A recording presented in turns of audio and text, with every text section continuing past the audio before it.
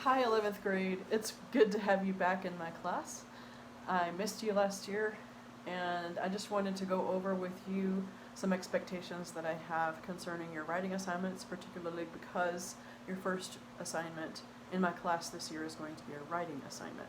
I'm doing that because I want to see how you're doing with these skills that I've taught you some, and I'm sure your teacher last year taught you some, and how well you're doing in general with your English language, because I'm pretty sure you haven't written much in English since the end of last year, right? So, steps in the writing process, I hope you can see this pretty well. Steps in the writing process include pre-writing, drafting, revising and proofreading, and publishing. I say there's 4 steps.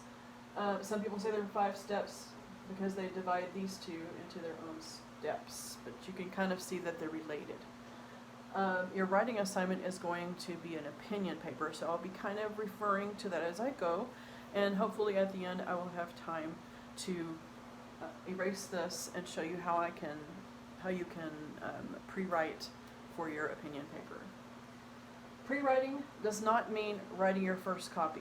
Pre-writing means before you start writing your first copy, thinking about what you're going to write about, selecting a topic, organizing your thoughts. For an opinion paper, you need to have reasons for your opinion, and with each reason, you need to have some support for your reason.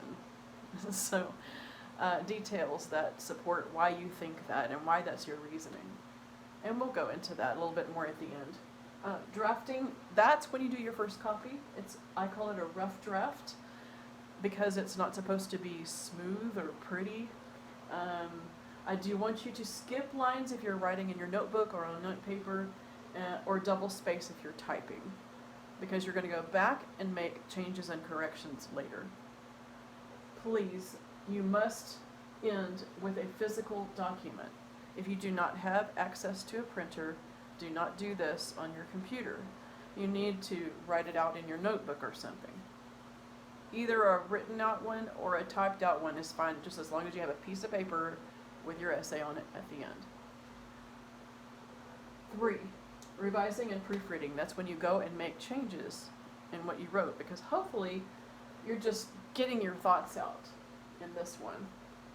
And so then as you look at it another time, then you should find things that you need to change. I used to work for a copywriting business, and 3 people had to read everything before it went out, even if it was just the back of a hot dog package. Everybody, 3 people had to read everything before it left our business because we did not want mistakes. So when you're revising and proofreading, you're going to be using the 6 traits of writing that are listed here. Revising means you're changing the content. You're changing how you're saying what you're saying. Ideas is talking about, do you have enough details, or maybe do you have details that are not necessary to this paper? You can cross those out. Do you need to add something? Organization has to do with what order things are in, whether you have things separated into paragraphs, that type thing. Voice has to do with the occasion that you're writing for. What level of language do you need for that occasion? So if you're writing a newspaper article, then you'll need to have semi-formal language, the same as with a class. But if you're writing a letter to your grandmother or a text to one of your friends, then you don't need to have such formal language, I hope. And then proofreading has to do with these 3 things. Word choice means, are you using the correct English word? Are you using a very specific word instead of a very general word? The word good, for example, is very general. You could mean that something's good. It could be well behaved. It could be pretty. It could be delicious. I don't know what you mean by good. So if I say my dog is good, he's well behaved. He's not delicious, right? So sentence fluency has to do with how well it reads. If you have a bunch of choppy short sentences, it sounds like you are a robot when you are talking and reading it out loud. If you write really, really long sentences, then you sound like you're a textbook or something, and it's not any fun to read. So you need to have a variety and avoid run-on sentences. Those are the 2 main things I want you to watch out for. Conventions is what most people think of when they think of revising and editing their paper. Punctuation, capitalization, periods, grammar, spelling, those kinds of things. Yes, you do need to go over that, but that's only a part of how I'm grading your paper. So this is all of how I will grade your paper. And once you have made all those changes, then you go to step 4, which is publishing. And that's when you do the neat copy. That can either be physical and you take a picture of it, or it can be just digital and you submit a file to Google Classroom. I'll try to be pretty specific when I give you assignments. No matter what you do, you should write with SOAP, which means subject, occasion, audience, and purpose. You need to make sure that your topic is correct. It goes with the assignment that you were given. That's the subject.